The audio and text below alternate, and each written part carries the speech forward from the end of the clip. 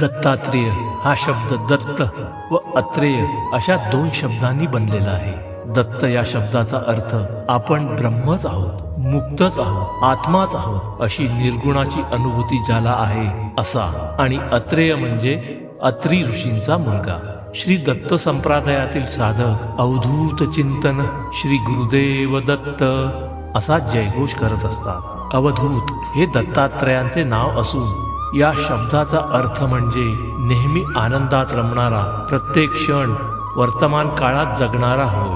भगवान दत्तात्रेय हे दैवी अवतार आणि सर्वोच्च गुरु म्हणून पूज्य आहे. त्यांना श्री गुरुदेव दत्त ही पदवी मिळालेली आहे. पुराणात त्यांचे स्वरूप हे 3 चेहऱ्याचा आणि 6 हाताचा त्रिदेवमय मानले जाते.